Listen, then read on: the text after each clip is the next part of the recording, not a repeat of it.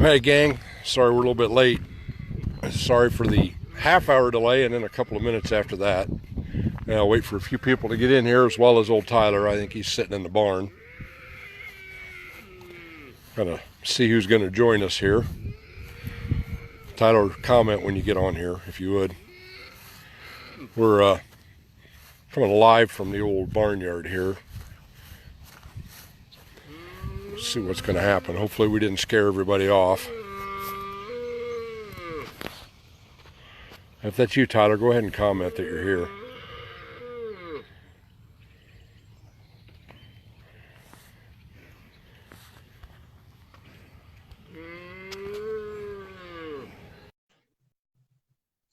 All righty. I think Tyler's coming on. Hello, Tyler. Hello. Good to see you tonight. I am live from the old hacienda here at my house. For those of you just tuning in, we'll just give you a quick look here. Good old Tyler. He doesn't even know where I'm at. I don't think. I know where you're at. You saw me come in, cloud of dust and skidding tires. But anyway, I'm gonna whip this thing around here, show you the critters here in the backyard. And Tyler's no, the one that you hear screaming is not dying. He's fine. No. Hey, He's Danny, just overreacting. Good to see you tonight, Danny. I'm going to give you a quick glimpse here of Tyler's 4-H projects here. He's got some absolute beasts here. I don't know how that's going to turn out. I can't see because It looks there good we enough. Go. There you go. Tyler's 4-H project. We got another one here in the backyard that I just thought y'all would probably find kind of humorous, you know, here at Bullhaulin BS. We don't just talk about it, we actually do it. These are some projects, and this is the latest edition. You'd swear this guy was dying, but he was recently weaned. And he's also very much for sale.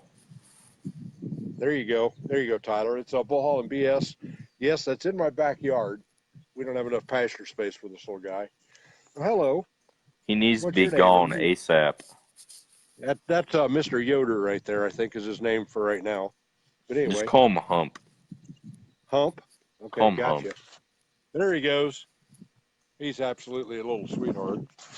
But anyway. Yeah, you haven't been dealing with him since Saturday. Sorry for the delay, folks. I literally just got back, got a load of cattle unloaded. I come back off the road.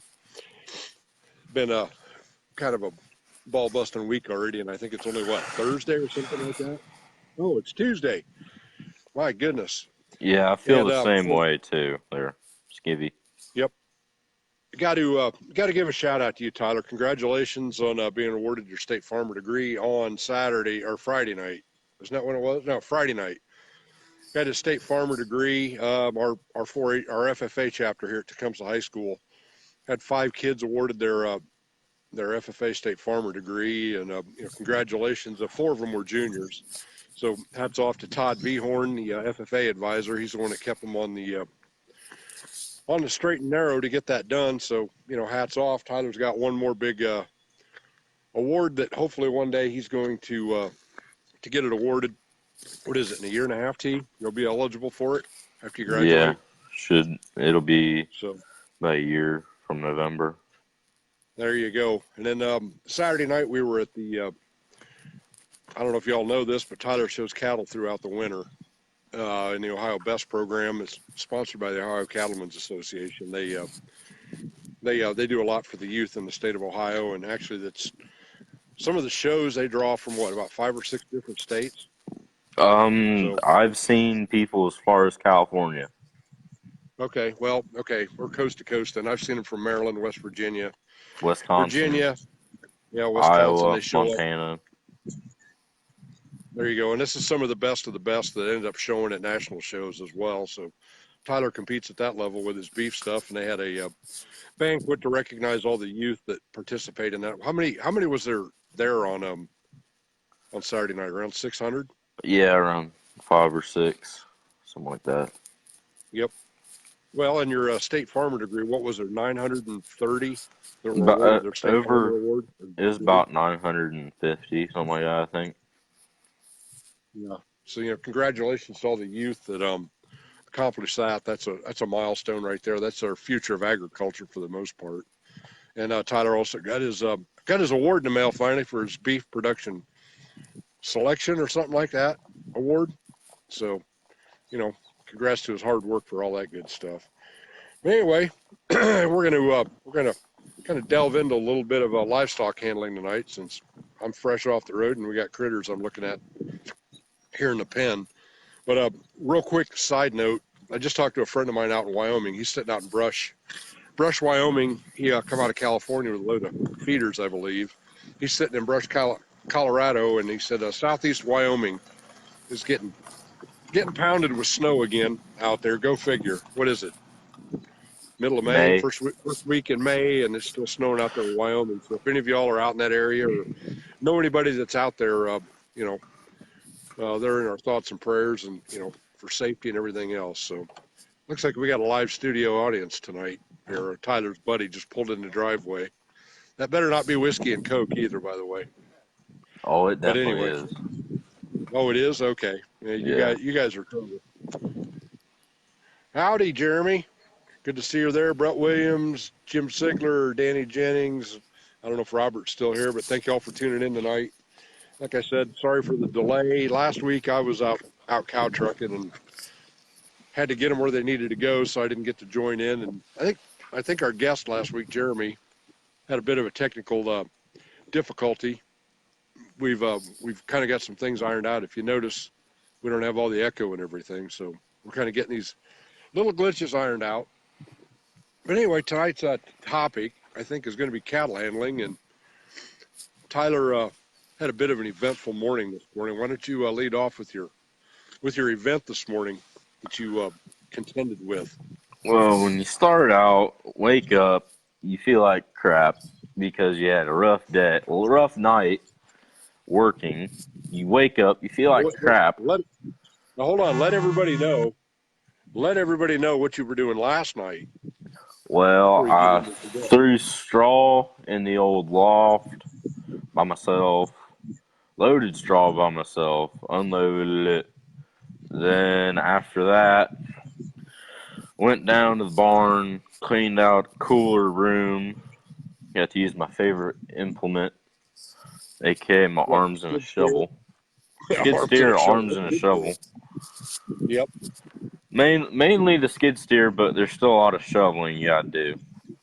Oh yeah, you got corners you can't push up against the wall, all that kind of good stuff. You don't want to tear the barn down. Let them know what that cooler room is for. Hello, April. Let everybody know what the cooling room is for in case they're not into the show cattle room. Our cooler, it's not as cold as other people's. It basically takes the edge off of the summer heat. That way you can still keep cattle cool and grow hair. Now, ideally, it could be about 40 degrees to make them better, to make them what they aren't, basically. How does it make them what they are? What does the hair do? All that long hair, sculpts what does that them. do? You can sculpt it. You sculpt it to make it better. That's right, and it's not just brushed out either, is it? No. What do you use on it? You use hairspray, industrial strength hairspray. No.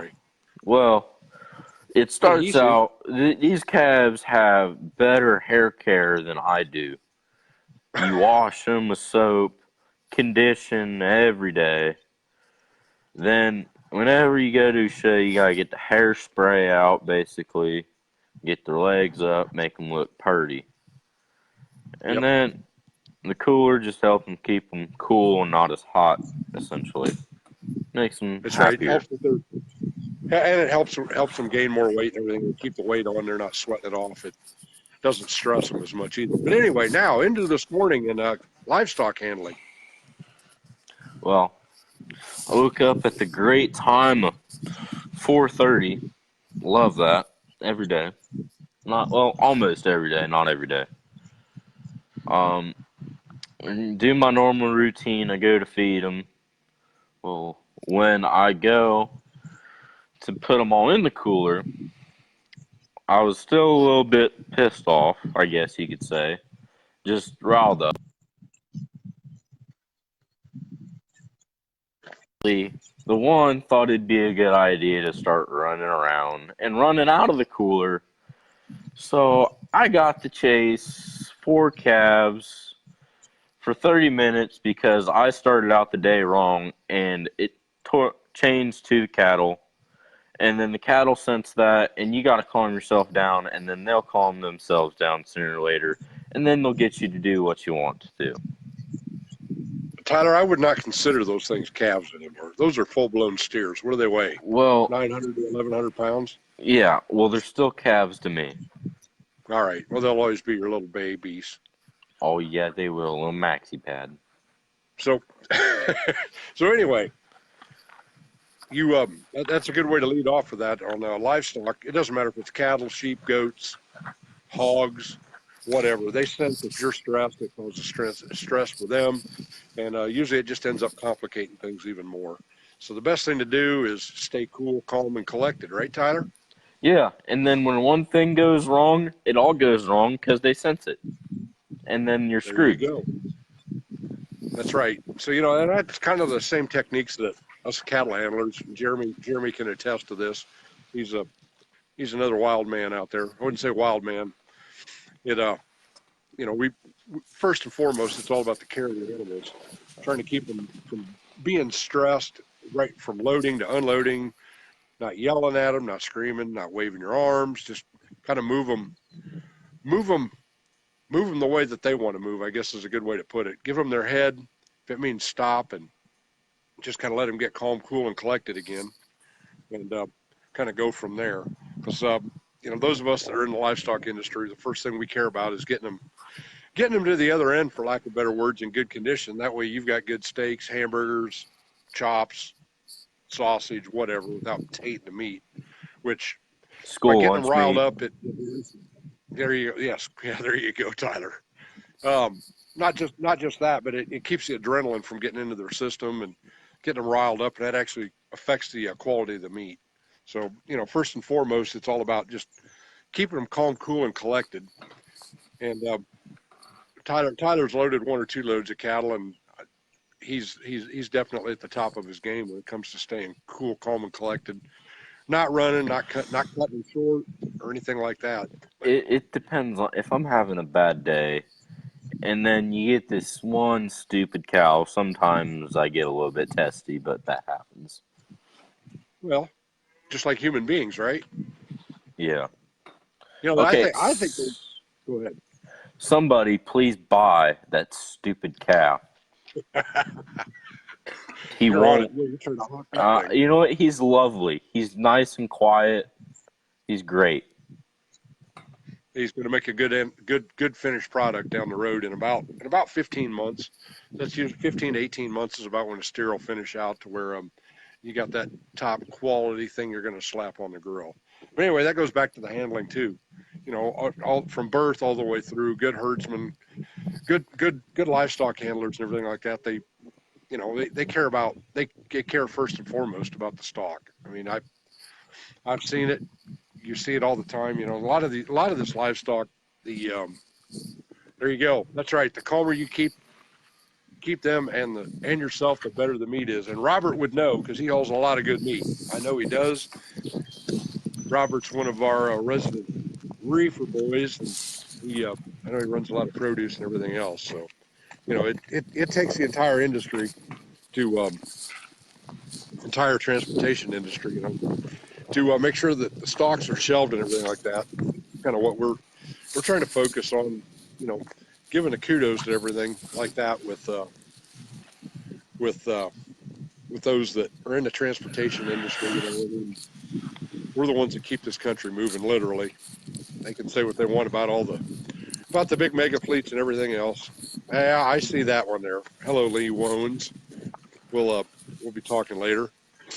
But anyway, just keeping this country moving. That's really what we're all about, trying to do. Those of us that are truly professionals out here, we're not the ones that are running people off the road, just doing abrupt lane changes. And that goes back to also livestock handling. That gets them riled up as well. A rumble strip, somebody cutting a short. It's bad enough in a big truck that we can't stop on a dime, and these four-wheelers think that that it's we got all these wheels and everything else, and we're out here big, mean, and everything else on the road. So we try to do our part to keep the road safe and do it in a professional manner, as well as trying to present a positive image. And I know if everybody involved with Chrome and Steel, Jack's Chrome Shop, they're trying to keep everybody looking cool and everything else. And the other thing, I think it's time right now to give a shout out to the Davy Crockett Travel Center down in Greenville. That bugger. Anyway, down in Greenville, Tennessee. I think it's exit 36, the Davy Crockett Travel Center. They're a good sponsor of ours. They do a lot for the industry. That's a family-owned truck stop. So those of you out here that are owner-operators and care about the industry and keeping the mom and pops open, make sure you stop in down there at the Davy Crockett Travel Center. They got, I think, an IHOP, a Papa John's. I think that's also the home of the Tony Justice Burger. So make sure you support them mom and pop truck stops at all costs. It don't matter how big the potholes are. My attitude is, if it's big old potholes, that's the best place to park, as long as you don't rip a bumper off. But you're less apt to lose a hood and everything else in there, right, Tyler? Oh yeah, them things. What's your opinion on that? Oh, what? What about potholes and truck stops? Well, that means they're family owned because they can't afford to fix it as well. So that means you got to support them. There you go. All the independents out there, so we need to do our part. I realize, a lot of times you don't have much of a choice, especially with the mandates that we got out here. But anyway, there you go, Robert. You're the man. You're the man. I take mom and pops. Same here. Tyler's been in and out a lot of mom and pops with me when you were allowed to go ride shotgun with me. And I still am. I just don't have time. I know. Well, neither one of us do, but nothing like home cooked food at some of these old joints. So anyway, so what else is new, Tyler? Anything exciting happening in your world? No. Nothing exciting. You got a big schedule this week, I think, don't you? What do you got going on your schedule? Tomorrow, basically no school. Thursday, about my last real day of school. Right. Friday. Oh wait, no. Thursday, I'm actually on a field trip, so I'm not going to that. Friday. Where's your field trip? It's farm days at the old FFA barn. We got the old fourth graders coming out. There you go, trying to recruit Thursday. some new ones into the FFA program. It starts at a young age, but I think, isn't it mandatory for all fourth graders to come to that? Yes. Am I allowed to talk about a story about one of them, or is that a no? As long as it's not being derogatory and putting one down. Okay, no. If it's kind of funny, we might it's let about, it slide. It's about a vegan. Nah, you better leave that alone. Yeah. This is Bullhaulin BS, man. We're all about the meat. Lay it on us, man. Let's hear a vegan story. Okay, so we're at farm days last year. I got this little bottle calf out there. I mean, he's maybe a month old. I got a halter on him because that's what you do with cattle when you want them to not run away from you in an open area. Right. Well, I'm out there. This calf, he's young, so he's not very good on a halter, and he was fighting it a little bit, and he wasn't quite used to it. Well, the kid comes up to me and says, "You can't do that. That calf doesn't want to be near me. He shouldn't have to be." And I'm like, okay. So they go on to the steer group, and he's allergic to marshmallows. Like, how are you? Yeah, it's an interesting one. And then it goes over to the pig barn. And then there, you know how you show a pig with a whip, you smack it underneath its neck, not too hard, just enough to keep it get its attention because that's about all you can do to control pig. But Right, he was you gotta kind saying, of coerce them to move. yeah, but anyone that shows pigs knows that you can't hit them hard or they're going to bruise and ruin the meat. And according to Well, that kid, that was animal abuse, which there's a lot worse things that you could do to abuse that animal than tapping it with a whip. yep. Hey, we'll get back to that on pigs. So was that the end of your story? Yeah, that's about it. It wasn't a Yeah, very good one. here's something. Yeah, it's all good. Here's another one here to kind of chew on for a little bit, for lack of better words. It's kind of right in line with what you said. There seems to be a movement with the with with all these people that they'll blockade going into processing facilities with livestock. And it's absolutely the worst thing you can do is stop a truck, and when they're loaded going in anywhere, it doesn't matter. You get 90-degree, 100-degree heat like it is out west. You got these people that protest. They'll walk right out in front of a semi that's pulling in a driveway. Absolutely the worst thing you could ever think about doing is impeding a big truck, let alone a loaded one, and it's got livestock on it. Well, these people, they'll go up there and they start sticking their hands in there. Some of the movement is bearing witness to this livestock. Well, first of all, that's causing stress on the animals as well. It doesn't matter if it's a load of hogs, a load of cattle. These people, if a truck's got to slam on its brakes, it's bad enough in a regular truck with dry freight, but you get guys that got to slam on their brakes with a liquid load. That load is going to move 4 or 5 times. It's going to start sloshing, and there you go. That's part of it. The other thing is too with livestock.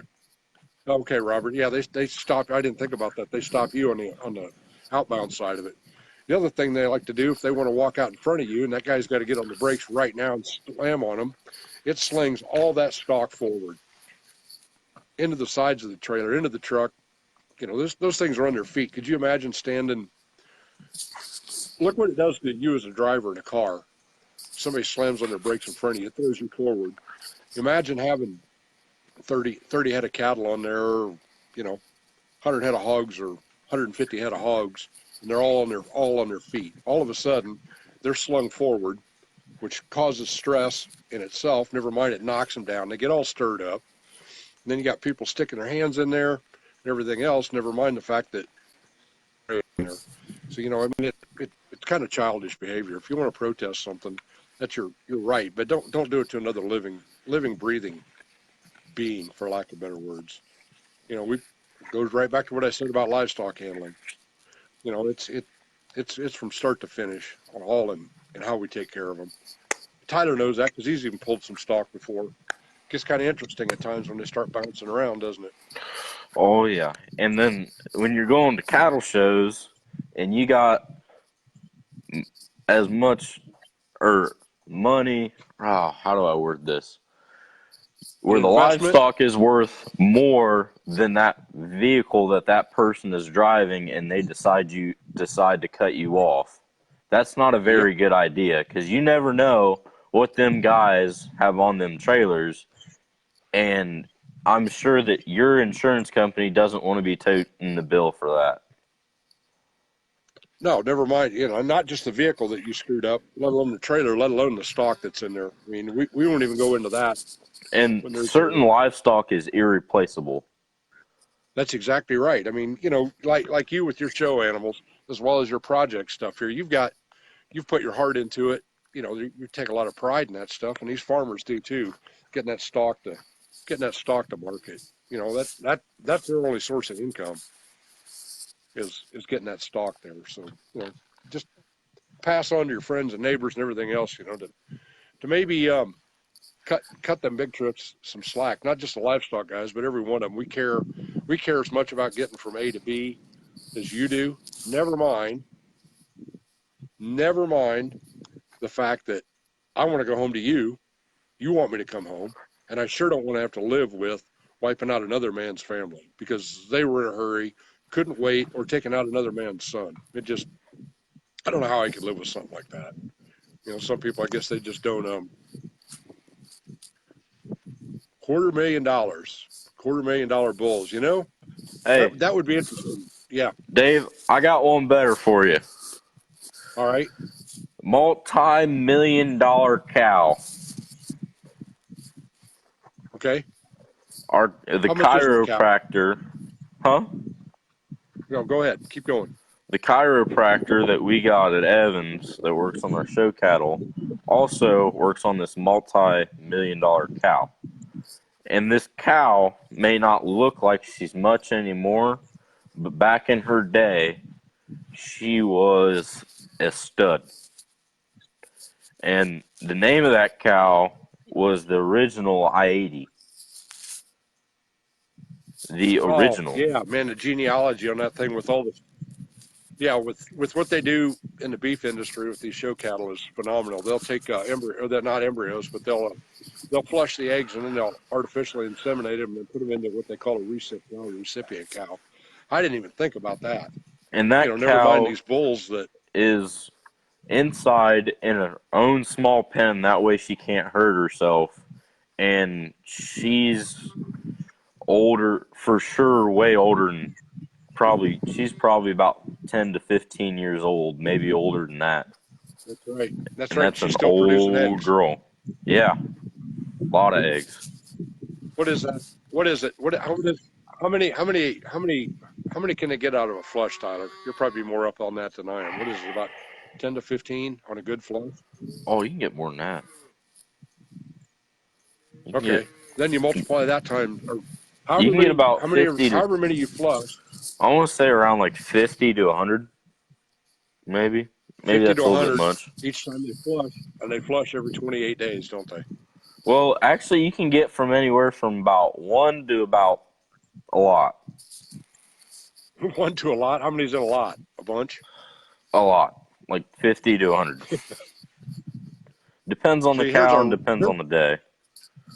That's right. And actually, no, they don't breed her there, Dave. What it is they flush the eggs out, and then they put them in a recipient cow and breed it that way. So that particular bloodline, you can, say they flush 50 eggs out of one of those, they'll put that egg in a recipient cow that the egg is already inseminated, and then another cow just basically raises it. So they've probably never bred her. They probably bred her once. Had one calf, and then she's had a few calves, I'm pretty sure. But once they get old enough, they can't support them. They don't breed her anymore. She wouldn't be able to support a calf properly. Oh, bird and bees talk. No, Jeff, you came into this too late. Tyler's the one that went that way with it, so get over it. Oh, they freeze semen too. If you want to get into that too. We don't need to do that. We do that every winter as guys. Get your mind out of the gutter. Jeez. It's not in the gutter. Man, life, we freeze our... Well, anyway.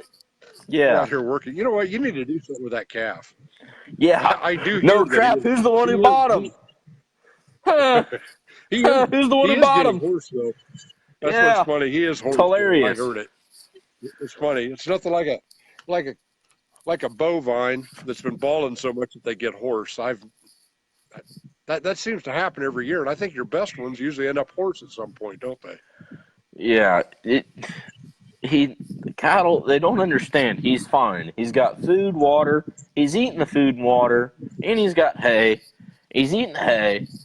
It's just he just got off his milk, and he's by himself, and he's lonely. That's right. Well, you need to cuddle up to him and just show him some love is what you need to be doing. It's a cow. What do you think I am, a freaking tree hugger? Now, easy. Mm. Oh, man. So what else is new in the world? Anything exciting? That's exciting. My world's not. Just rolling in, and, I'm glad I got back tonight to be able to do the show with you. See how many other... I got my boots filled up with... Jeff Jamaica's got something he wants us to do. Come on, Jeff, lay it on me. Anyway, come on. You're going to say Tyler's comments. I got cow shit in my boots. Well, that was this morning at 4:30 in the morning, wasn't it? And the night before that. Well, there you go. Hey, I got a video for you, Jeff. I got a Snapchat video. I caught a kid licking a window in the back of the bus. Oh my gosh, I forgot about that. That's wrong. Wrong at all levels. But and who put him up to that? You're talking to him? Yeah, I figures. I said you won't lick the window, and he did. So I got a video of it. You guys going to events on them school buses? Well, never mind. I won't say because. When you sit in the back of the bus, you mess with the people behind you, like right behind you, and they can see you. It's pretty fun. I will guarantee that everybody that's tuned in to this show right now that's never ridden a school bus has probably done something like that. I don't care if it's licking a window, shooting a moon, something. I guarantee. Oh, listen to this one. Listen to this one. I used to have a friend in elementary school. Whenever it get really cold outside, there'd be like frost on the inside of the windows, like on the little metal ring around it. Well, he'd get his tongue stuck to that. That's a good one, ain't it? Hey, I know a guy that pissed on an electric fence because you're the one. Well, no, I wasn't going to go there. I've learned from that one. But no, I thought it'd be real smart going up on the farm in northeast Nebraska. I was like, yeah, there's a galvanized gate. Let's lift the gate. We get dead of winter at 15 below zero. I'm like, great. This is real smart. Now I'm stuck to the gate. I think I left part of my DNA on that gate. I'm sure it's been melted down and reused a few times. You should try this one time. You should get your tongue stuck on some metal something in the winter. I heard if you piss on it, it'll come off. Oh, God. So if you get your tongue stuck to it, I'll piss on your tongue. No. We don't need to go down that. That's out of line, Tyler. You need to erase that. I'm sorry. I heard it works, though. I mean, if you're in a dire situation. That's why I was going to try it on you. Oh, I got you. Well, do I ever get in dire situations at work? Yeah. I do? Name one. Name one. Come on. Oh, like when your Uconnect and your radio wasn't working in your dually? Oh, man. That's a dire situation for Jerry Novak. Well, or the time you're coming back from Kentucky and every 20 miles you had to stop in the back of the trailer there. Easy. Yeah. Well, that was an intense. That was a dire situation, all right. Yes, it was. Thanks a lot. There's no pride here on Bullhaulin BS tonight, is there? It's all out on the line. Never mentioned. That's right. Leave it to you to do it, too. So you're welcome. Well, you know what? It's getting dark out here in the barnyard. Yeah, thanks, Tyler. Are you talking like Mountain Man now? Not yet. Paul Perry, all the way from Australia, Cougary, Australia, is tuned in tonight. Everybody give Paul Perry a big old thumbs up right now. Thanks a lot for tuning in, brother. You'll have to go back and watch the rebroadcast. We're getting an education here. Hopefully, within the next year or so, I'm going to take a trip over down under, and I'll visit Paul Perry and several of my other friends. There you go, Paul. All those thumbs up are for you, brother.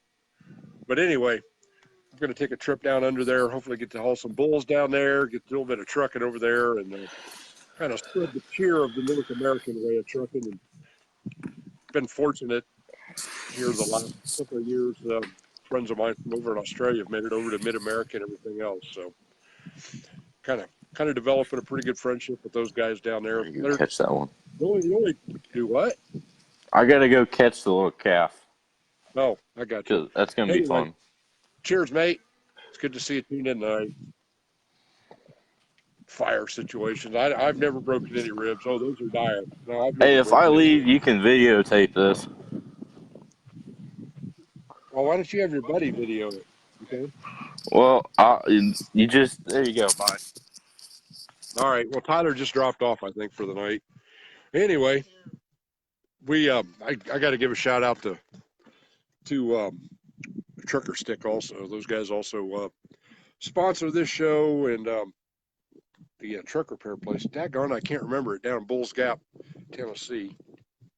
Come on, Dave, help me out here. I know you're still tuned in. First Fleet. What the heck is the name of that? Come on, Dave, help me out. They're not too far down the road from the TA. But anyway, shout out to our sponsors, Trucker Stick. They make that a good old squeegee that's made to TA Petro. If you buy the St. Christopher Fund one, $1 off of the price of that will actually go toward the St. Christopher's Fund. So anyway, I think we're going to sign off for tonight. It's getting a little bit chilly. There we go. Get down here in the light. Not that anybody wants to see my ugly mug tonight.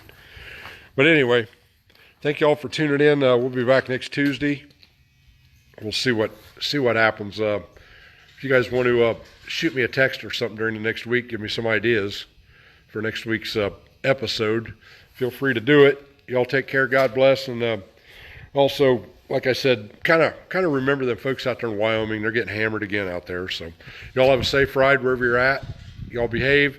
Paul, stay cool. I guess you're coming into your winter season now, or fall.